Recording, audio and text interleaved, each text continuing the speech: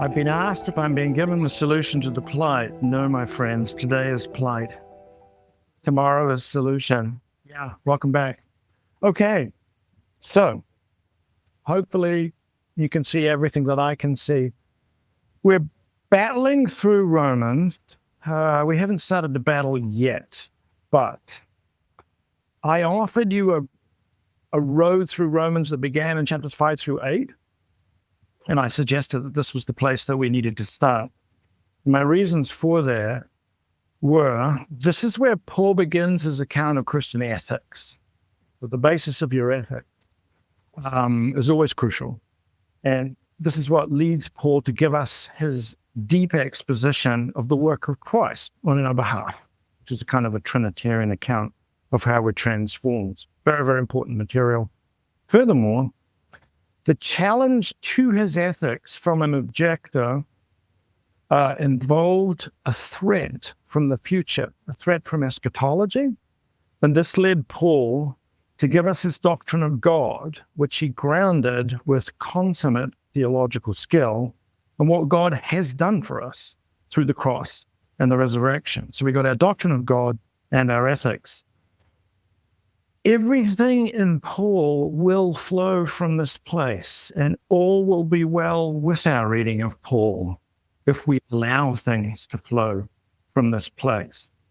Crucially for our present subject, the sort of God that we're involved with is a reconciling God who eschews violence and folds people into a family of covenantal commitment, never gives up on people, never harms them, even when they have harmed others, but invites them on a journey of transformation. So very, very important implications for what we're doing with our prison system. However, you know and I know this is not the way most people read Romans. There is another reading of Romans. There is another reading of Paul. And that reading begins in chapters 1 through 4. We must press into this reading, its nature and its implications, if we are ever to recover the true Paul. So today is a journey for me in terms of theology and also exegesis, where I have found myself almost completely isolated from my fellow scholars. And I'm standing there crying about a really serious problem that I see. And mainly the response is indifference or denial. So you are here to tell me today if I am insane. Okay? That's where this is going. Or are they insane? Now I'm among friends. Hallelujah. You have Barthian categories. I have great hopes for how this is going to turn out. All right, so here we go. We're pressing into Romans 1 to 4. Excuse me. Romans 1 to 4 is structured in terms of these little blocks. So I'm going to bring them up onto the screen. Here they are. There's a little snippet at the front, Romans 1:16 to 17, the text that launched the Reformation. So much has been written about it. Then we move into a very long extended argument, 111 verses, I think that's right, 118 through 320. Longer than most of Paul's other short letters. So this is a big chunk of text. Then we had a change of pace, 321 to 26, and we're on into the discussion of faith and Abraham. Once again, it is important to detect the technique of anticipation. So what everybody agrees on is that 1:16 to 17 is flagging up 321 to 22 and on into 26. I spent most of my life on 321 to 26. I don't know if I should tell you the story, but I'm sitting in Professor Longnicker's Romans class, and I'm like really new to all this stuff. So I'm incredibly full of myself and self-confident. And he gets to this thesis paragraph and he goes, well, nobody really knows what's going on in Romans 3:21 to 26.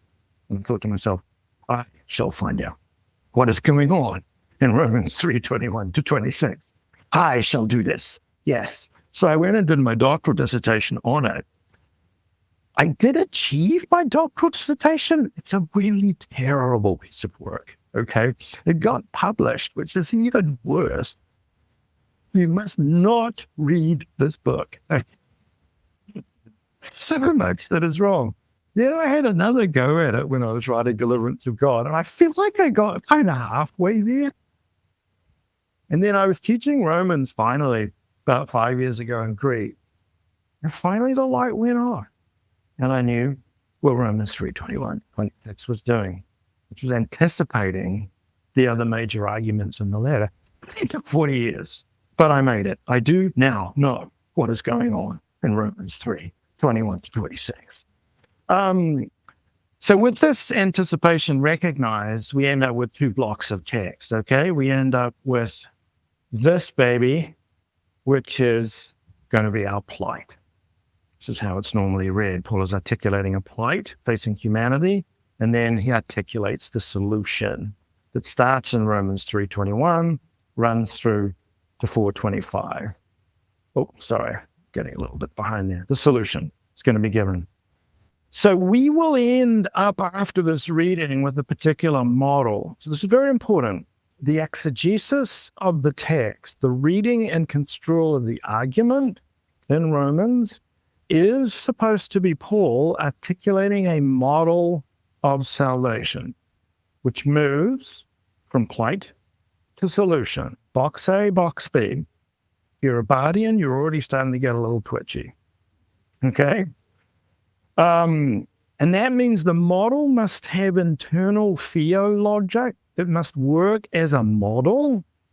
It must work as an integrated and coherent argument, and it must fit the exegesis of the text.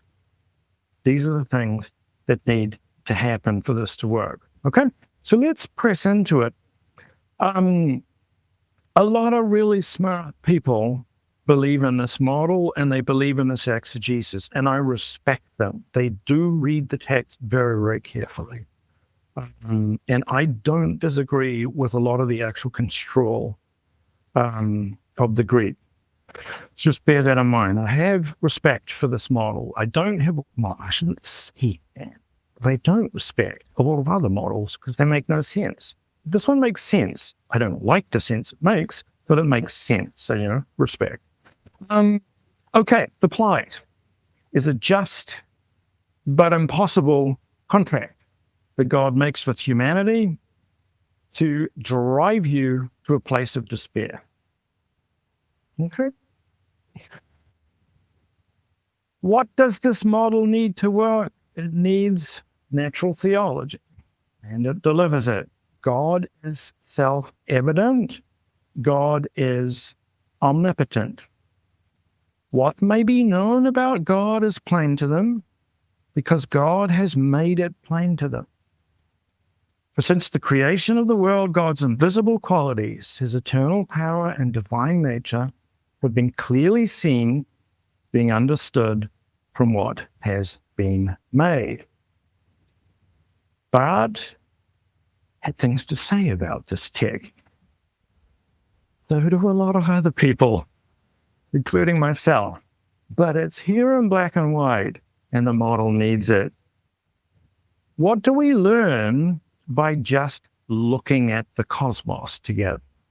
What do we learn? We learn that God is characterized by retributive justice. And that means there are self-evident laws, rules, and you'll be punished if you violate them. This is how God rolls. If you look at the cosmos, backing up, the wrath of God is being revealed from heaven against all the godlessness and wickedness of people who suppress the truth by their wickedness. This is an explicit criminal frame. It's there in the Greek, okay?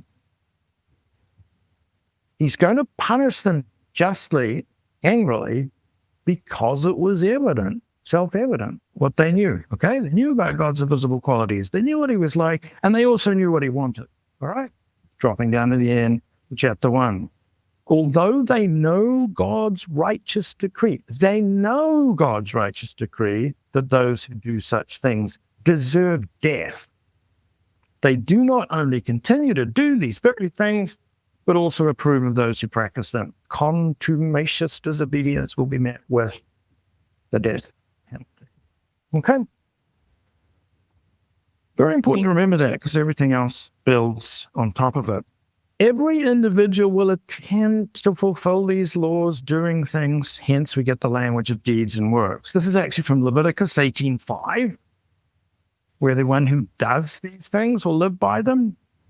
But Greek didn't like doings as the noun that corresponded with the verb, so they tended to go with works, okay? Okay, very important. 2:6, God will, quoting the Old Testament, repay each person according to what they have done. To those who by persistence in doing good seek glory, honor, and immortality, he will give eternal life. But those who are self-seeking and who reject the truth and follow evil, there'll be wrath and anger. Now, this is just, this is fair, this is retributive. If you do the right thing, you get commended. If you do the wrong thing, you get punished. We hear this a lot, don't we?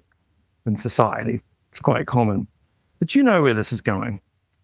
Every individual fails and transgresses. All have sinned and fall short of the glory of God. Backing up, 3:9, we make the charge. Jews and Gentiles alike are all under the power of sin. As it is written, there is no one righteous, not even one. No one be declared righteous in God's sight by the works of the law. Okay, so it is now self-evident from the cosmos that you are screwed. All right? God is self-evident. God is omnipotent. He's characterized by justice. You try to do it, you're going to fail. You will receive a just verdict, guilt on the day of judgment and resulting punishment. You will suffer. I don't know, the suffering is kind of brutal, but it's not specified, is it? But the Greek actually has stenochoria, which is crushing. You will be crushed on the day of judgment. It's not looking good, guys, okay? But we're where we need to be, according to this model. The solution arrived from 3:21, and this is also necessarily structured as a contract. What's going to happen? You know how this is going to go. God is going to redirect the punishment due to you onto Jesus on the cross, and his death is therefore going to be understood in financial or mathematical or quantitative terms, because retributive justice has this notion of proportionality. All are justified through the redemption that came by Christ Jesus. And that word redemption, that polytrosis, is going to be understood in terms of ransom. God pays the price for you.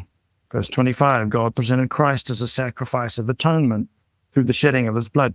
I'm sticking with the NIV here because the guys who translated the NIV believe in this model, and I wanted to be fair.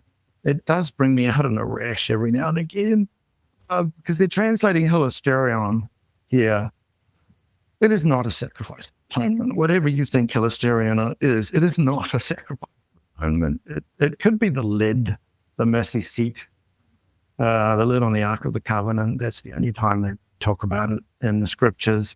It's also standard Greco-Roman parlance for a costly offering saying, I'm sorry. So the Trojan horse was a hilasterion. It was like, man, we've beaten you up, we fought you, we've pillaged the land for, I don't know how, 40 years. So sorry, here's a big horse. Okay? So when you've offended someone, if you've really offended someone, how do you make up? Hey, dude, I'm sorry, bought you a new car. Okay? That would be a hilasterion. And that's kind of what's going on here. So it does kind of fit. All right?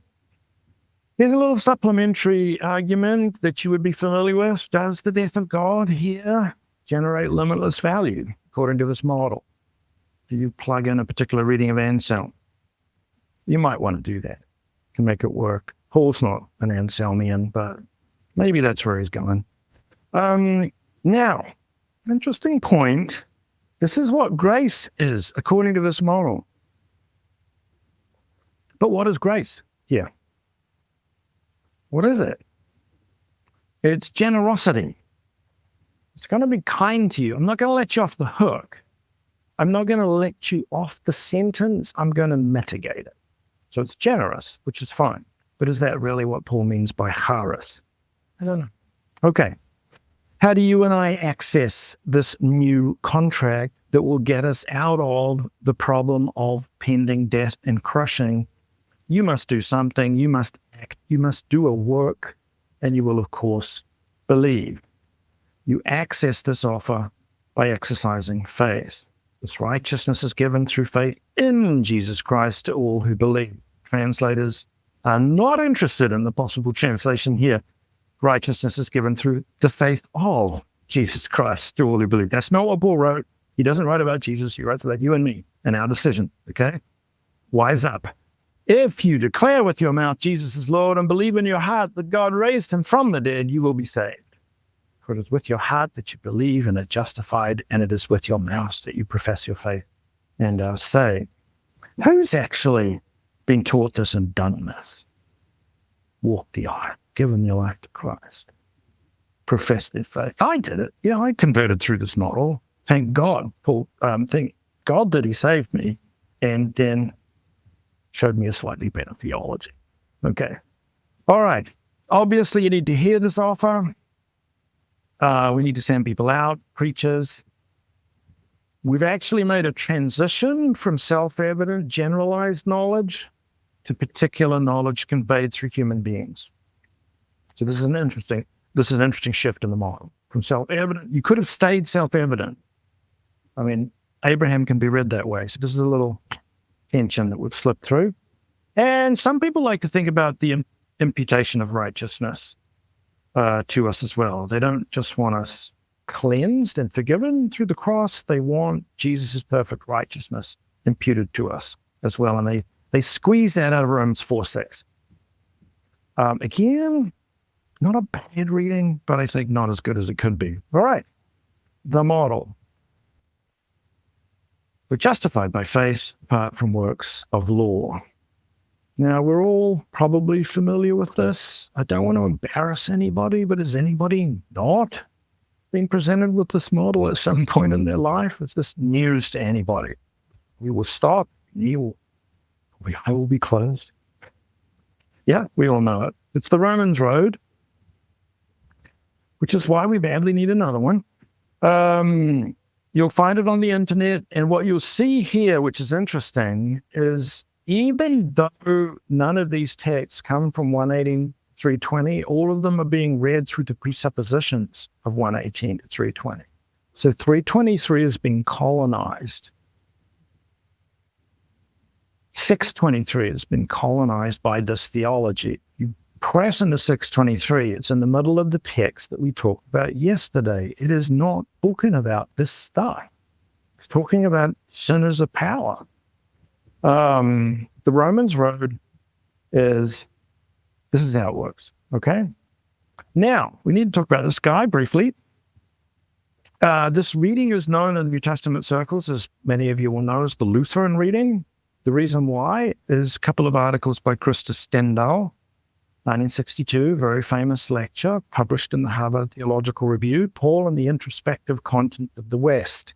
Now, Stendhal was a Lutheran bishop, so he was entitled to talk about Luther. And he blamed this reading of Paul and on Luther and on Freud and on Augustine, painting with a broad brush. And this terminology has slipped into the academy. This is unfortunate. I do not have a beef with Lutherans. I do not have a beef with Luther, except when they talk like this. Okay? And Luther, you will have noticed, can be aligned in the most powerful way with the model that we talked about yesterday. Yesterday was a theology of cross. There's nobody that got that more than Luther. theologian of the cross. Yesterday was a model where our will was bound. The bondage of the will. Nobody got that. So Luther, the participation, being joined to Christ like a wife to a husband, like the ring on his finger. That's Luther. That's participation. However, this reading is in Luther. It's also in Calvin. Calvin says a lot of other stuff, and he says this stuff. So we need to be very careful. Luther is a nuanced, sophisticated, deep, profound, and not always consistent theologian like the rest of us. So let's not antagonize our Lutheran friends. Let's try and call it something else, okay? The Lutheran reading is what we're dealing with, except it's not. All right, friends, why am I ramped up about this? You might have noticed I'm a little ramped up. Is that true? Am I containing myself? Am I maintaining a veneer of serenity? Okay, that would be good. Remember the key issue from yesterday was how we respond to harm. How do we respond to harm? And we learned yesterday how God responded to harm. Inclusively, restoratively, covenantly, non-violently. How does this model respond to harm? Okay, someone harms someone else. Part of all my work is an emoji. Okay, a system of emojis. We know because we just read it. The wrath of God is being revealed from heaven against all the godlessness and wickedness of people. The righteous decree is death. We will be repaid with wrath, anger, trouble, and distress. How is this model responding to harm? With violence. The correct response to harm, we're going to spend a little bit of time on this slide because it's important. I know it doesn't look that exciting. This is deep, trust me, okay? Very deep set of emojis. The correct response to harm is equivalent harm or negative retribution, okay? What is the correct response to harm? According to this model, I must inflict the equivalent amount of harm on you. What is the correct response to violence? A proportional amount of violence delivered to you. I must find you and I must hurt you. You hurt someone else, I will hurt you. But we need the response to be calibrated or it isn't fair. So how do we organize that? For the last 4,000 years, I think it is, maybe 6, we've organized our societies and delivered that responsibility to the state. And the state says, I will be impartial and I will deliver the right amount of harm to the people who have harmed you. From this moment, we can detect an entire vocabulary and drama of harm response embedded in this argument, and it is the language of the state. Justice is proportional negative retribution. It is the basic organizing principle of society and the cosmos. It is self-evident. Any idiot walking outside looking at the sky goes, God is retributively just. I solved my problems by hurting people. Man, bring on John Wick. Okay? Accountability is the experience of this appropriate amount of harm. It's nothing else. It's soft accountability or false accountability if you aren't getting whacked. Judgment is the evaluation and meting out all harm. If you're not doing that, you're not doing judgment. Okay? It's the language of the state. I would love to dive into this at this point. I have a lot to say about it. It's a very deep, visceral response. Friends, we've been acting like this since the hunter-gatherer era. This is how hunter-gatherer bands organize themselves to deal with violence and harm. Although they're slightly more merciful at times than states are. Tribes can be a lot nicer than states. It's just that states were bigger and more powerful and beat them up and integrated. And that's the story of a lot of the Old Testament. We had to become a state because we were getting the crap kicked out of us by another state. Okay. It is an entirely this worldly, secular response to threat that goes back hundreds of thousands of years. Okay. get back to Paul. My key point is this version of Paul's theology is therefore Constantinian. This is a Constantinian model. It begins with an account of the cosmos and of God, shaped by a fundamentally political and legal analogy drawn from the state. There is no Christological control over these assertions. There is no Christology in box A. Jesus shows up as a passing comment in 2:16 and does nothing to the argument. You don't need to know about Jesus to answer all your key questions, okay? And we build the rest of our account of God onto these self-evident statist presuppositions. Yay. I was in one of the homes of Constantinianism just a month ago. Did I show you this yesterday? No, I didn't. I showed you a slide.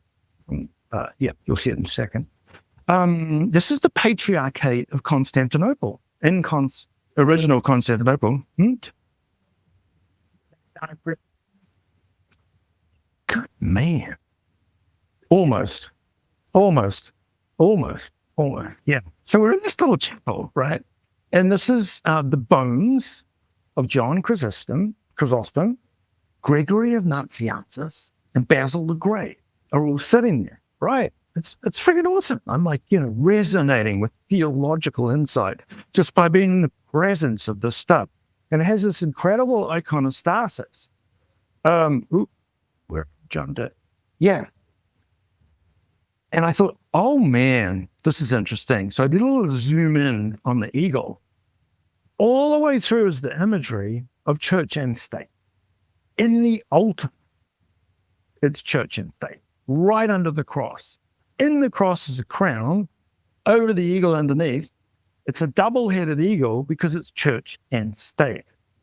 On the left-hand side, the church bears the cross. On the right-hand side, the government holds the powers. Oh, man, it was fascinating. I was thrilled. I thought, man, this is going to go so well at the Barth Conference. This is great. Do you know how unspeakably cruel the Byzantine emperors were? They were beyond anything you've ever experienced. Hard story. When the Bulgarians would periodically revolt against them because they were being oppressed and taxed and all this kind of stuff, and they'd have a punch up, and they usually lost. The Byzantines had a very powerful army, but every now and again they would beat them and stuff. But the Byzantines, when they won one of these big battles against the Bulgars, would capture the men, blind 99 of them, and then put one eye out of 100th guy and say, this is what happens when you mess with the way God has set things up. It's brutal stuff. Okay, you saw this slide yesterday, but I'm going to pick up something else. It's from the same church. What have we done with our portrait of God in this eschatology, this scene of eschatology? We have analogized God in the image of the state. We have projected God into the future because we're not sure that the church is going to be able to save anybody, Freudian slip. We're not sure if the church is actually going to be able to save stuff. We're certainly not seeing the world fixed up. So we need God to fix everything at the end of time. And the way we fix things is through proportional violence, because that's how the state fixes things now. So our theology is going to be powerfully influenced by Constantinianism, and we're going to have to give a very different account of the cross. What are we going to do with the cross? We're thinking about this in statist terms. There's a sense in which we have to take on board that the crucifixion was a solution. By itself, as an act of retribution by the Roman state, the crucifixion is a solution, which means we have to align the purposes and activity of the Father with the Roman state who crucify Christ. What do we then do with Easter and salvation? We trim off Easter Sunday because we only need Easter Friday. because that's when the death takes place. Now, you'll remember that Paul does a hell of a lot with the resurrection that really impacts us. But we don't really need it if we're thinking this way. Okay. Yeah. I could go on, but I won't. Back to Romans. What are we going to do? Welcome to my nightmare. We now have a problem on our hands, do we not? Because we have a dominant reading of Romans 1-4, which generates justification theory, or the Lutheran reading, as it's unfairly called. And we have Romans 5-8 that generates Trinitarian participation. Very different model. Okay? Yeah. So the road through Romans that most of us are presented with is this. I'm going to just quickly sharpen up some of these differences. I know I'm amongst friends, but normally I'm not. And so when I say that there are some differences here, everybody goes, yeah, really? Do you agree with me that there are some tensions here? Do I have general agreement in the room? Ken's not quite there. Okay, I'm blaming the next 20 slides on you. Okay, you brought this onto yourself. It was not my fault. It was not my fault that you spoke up at this moment. Okay. That's right. Listen, I'm retributive deep down when you scratch me. But I'm working on it. Okay, I'm going to cite categories from this guy, James Torrance, well known here. He wrote 2 wonderful pieces, essays that changed my life, 1970 and 73, on Scottish Presbyterianism. You'll learn more about Scottish Presbyterianism than you probably want. But JB is the younger brother of TF. TF is the well-known one, sometimes called the greatest English-speaking theologian of the 20th century. Very different from his younger brother. TF was pretty aggressive, pretty harsh. James was very, very warm and biting, lived what he said. And this is the son of the father and the nephew. The son of TF, obviously president here. But this is Alan Torrance, very good friend of mine. Alan looks as though he is getting ready for something kind of retributive. He is, no, he doesn't.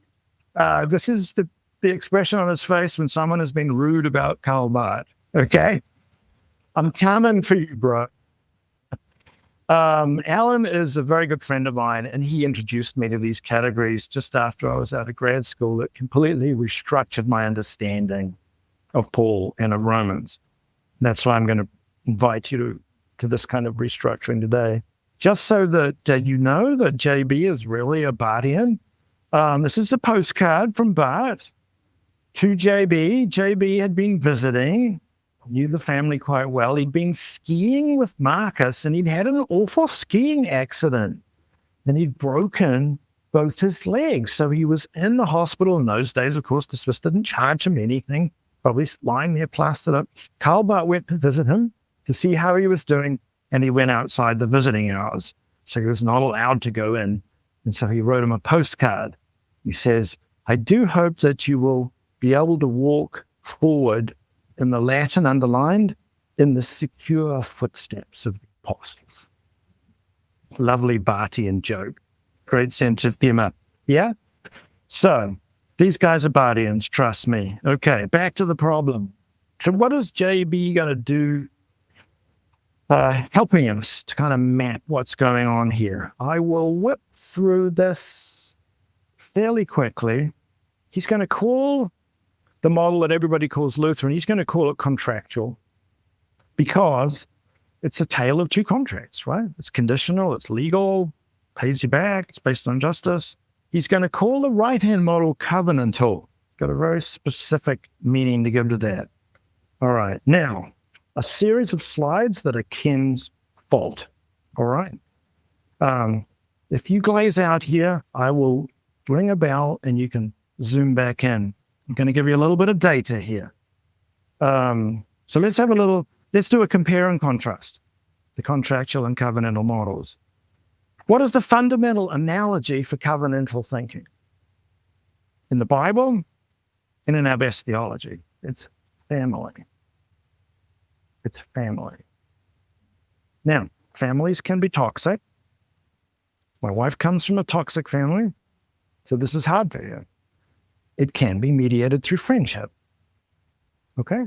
But our analogies for what God is like are drawn from that space, those relationships best conceived. This is significant. What is the fundamental analogy for the contractual model?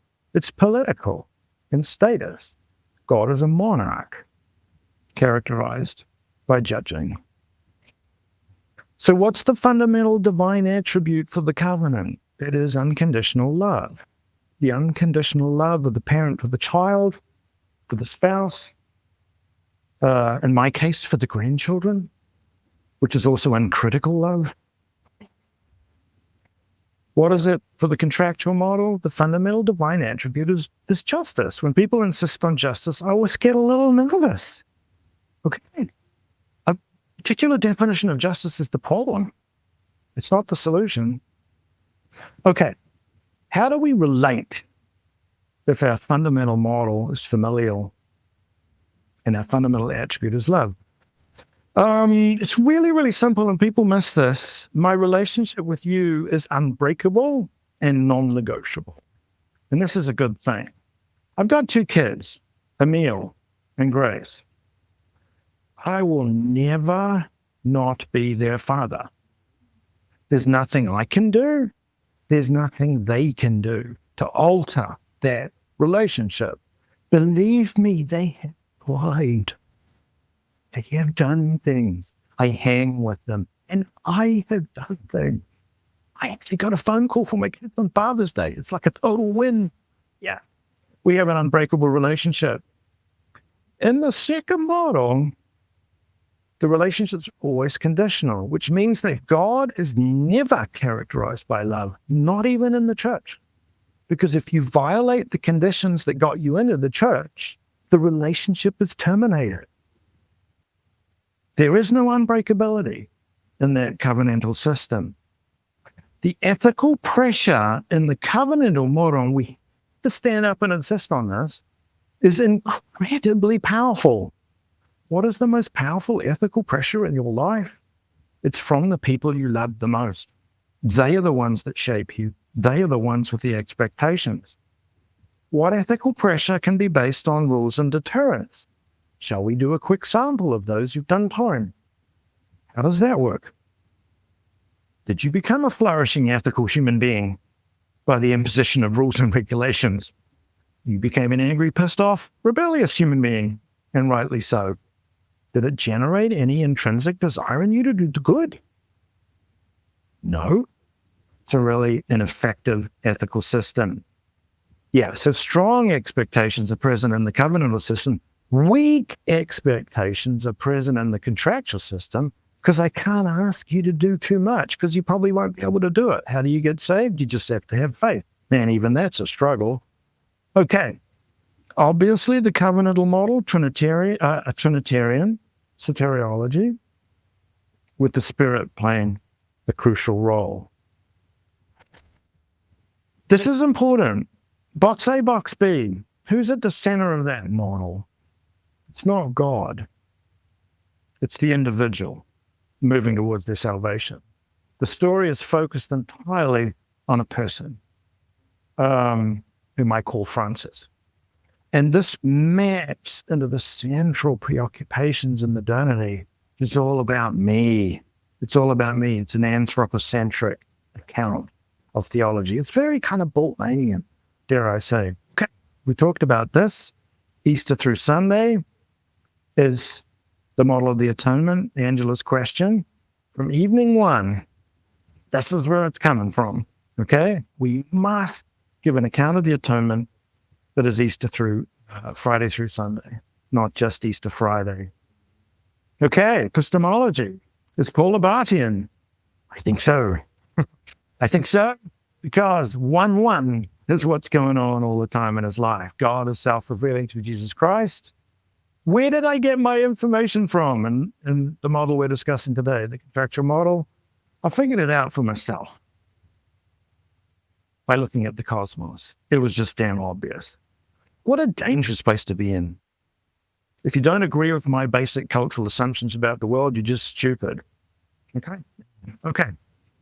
This is important as well. This model, in some ways, is illuminated by substance abuse models because there's a sense in which our mind is clarified when we get with the program, and then we look back on our past and we understand it more clearly than when we were in the midst of the addiction. So this is a theological move. We understand the past in the light of where it's all going.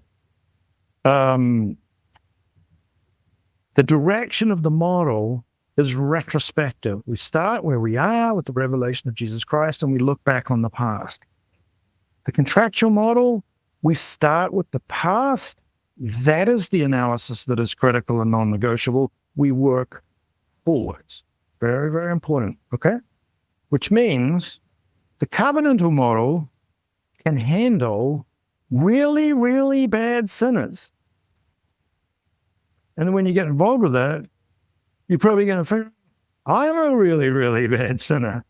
My cognitive capacities have been distorted by sin. I need God to straighten them out. Massive, helpful emphasis on human sinfulness and incapacity. The harshest account of sin in Romans is in chapter 7, in the middle of the strongest affirmations of God's covenantal love. We actually have a light account of human incapacity in the contractual model because you got to do stuff, okay? We got to do stuff to get there. We can't be too harsh. All right. Ken, your punishment is complete. We have finished the slide, okay? You wanted your hand down because, I can't write fast enough. A lot of us can't. This is too much to deal with. I don't have as much to deal with. I've heard that before in my classes. Yeah. It's on the Google Drive. Yeah. Yes, I will waive copyright for the people in the room and those listening and forgo my royalties. Yes, I sure. That's everything that means. The lights in now. We're good. All right. Zoom back in. All right. I know that was a lot. We're almost there. You've been very, very good. Just summarizing very quickly in Barthian terms. So the model we're dealing with, the contractual model, the kind of Lutheran model, starts off with the no and then moves to the yes. And because it starts with the no, we never get to the yes. The yes is never a full-throated, proper yes. The contractual model starts off with the yes. Yeah. Covenantal model starts with the yes. Because it starts with the yes, you actually get a stronger no, more powerful no, but it's always framed within the yes. Okay, friend. Crucial slide. What do we make of this? I feel a little isolated here, but I think I'm amongst friends. I just see a contradiction. These two things are not the same. I see a fundamental contradiction, and we have to make a choice. One of these is the gospel, and one of these is not. We're in the presence of two incompatible versions of the gospel. And when I'm faced with a choice like this, you know what I say to myself? I say, what would Karl Barth say? And Karl Barth would say, the covenantal model is the gospel. I'm going to write a series of books on that. That's a great idea. Okay? The contractual model is a false gospel. It's wrong. Okay? We now have a crisis. We have Romans being read 99% of the time, so it delivers a false gospel and a true gospel to the church. Is this really what Paul wrote? Crap gospel, good gospel. Okay? We shall turn to our New Testament brothers and sisters for help, and we shall see what they have done to resolve this problem. I call it the Nixon defense. Okay? I deny that there is anything going on. I deny it. You are exaggerating these things because you're a polemical New Zealand twit. Okay? There aren't any real tensions here. You're overcooking these differences. Okay? What happens? They follow this denial up with the advice of this figure, who again is much better than this particular advice. This is Melanchthon. And Melanchthon said, hey, Romans is Paul's systematic theology. Just read it in sequence, and what you'll do is you'll have a phase of justification followed by a phase of sanctification. There won't be any problem. It's just phase 1, phase 2. Okay? Get saved through justification, live your life in accordance with sanctification. Very, very common solution. Just keep reading. What is the result of operationalizing that strategy? What happens? I'll show you. Contractual theology wins because we start with contractual theology and we start with box A. So the self-evident presuppositions perceived in the state of nature will now dominate and control the answers we give to all the key theological questions about Paul. And we cannot back off from this or the entire model collapses because they structure the entire first 4 chapters of Romans. So we start Paul off with natural theology, and a fundamental place in that theology is retributive. In other words, we hand Paul's gospel bound hand and foot over to Constantinianism. Okay? This is a big problem. This is a big problem. But why might the alternative reading to Paul be resisted? Is it because deep down we are Constantinian? We want the state to take care of all these difficult problems. Okay, rounding up, I'll skip this next slide. Constantinianism is an old problem, but it hasn't gone away. We know that. Thank you, Ken. I shall skip my next 10 slides now. Evangelical with my wife, but we repudiate all of this, and it bothers my wife, Linda, and I, who's a Harvard grad and hates this person. That she hates him. No, she just, I don't mean to word. She signed the friend of the court, but we are upset that people will say, oh, all evangelicals support the Trump agenda, and that is not true. Your love is there. That's all right. 16%.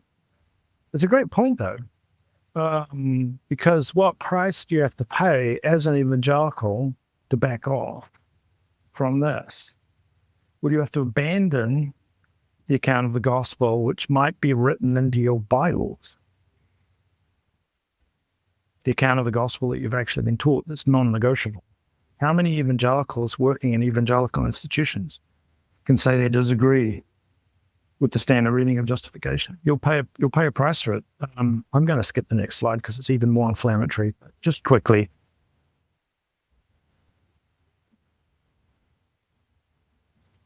You have friends who speak. I know. And where is this coming from?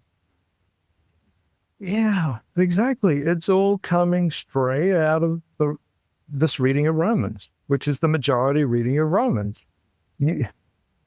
Trust me, this is how people read it. Okay, I've skipped on. So, friends, we have a problem. Either Paul is fundamentally confused, or we hand the interpretation of Romans over to this contractual gospel, which overrides and colonizes the good stuff that comes later on. Now, it's only in 10% of Paul, but the other 90% is going to be strained through this lens. We have a problem. we have a problem. Fortunately, we're at a conference utilizing the thought of someone who understood these issues with crystal clarity. This is pretty much the same deal. Okay? And what did Barth do? Well, what do we need to do? What would Karl Barth say? Thinking like a Barthian, we know what we need. I'm going to say this with fear and trembling. Barth knew he needed to do this, but he never quite worked out how to do it exegetically. So we know what we need to do. We need to drop a bomb on model 1. Where are we? There we are. We need that. We need the angry 9 somehow placed across the presuppositions of this model, which means it needs to get dropped on Romans 1-3. Is the reading that we're given of Romans 1-3 really what Paul was arguing? Or have we reconstrued that argument and made it in our own image? Is it our Constantinianism that has led us to read it that way? Because Paul was not a Constantinian. Paul was writing to people living in the slums of Rome. He was writing to the poor. He was writing to the marginalized. Where did Paul live? What was his experience of the state? He was brutalized by the state. He equates the state with the evil powers, with idolatrous forces. So if we come to Romans 1-3 with new assumptions, can we come up with a reading that is responsible, that liberates the gospel of Paul from its Babylonian captivity? Well, I wrote a long book about this. It's 1,000 pages. So I will summarize it for you tomorrow in about 30 minutes, and you should be grateful. Right. There we are. I'll close it out there. Thank you.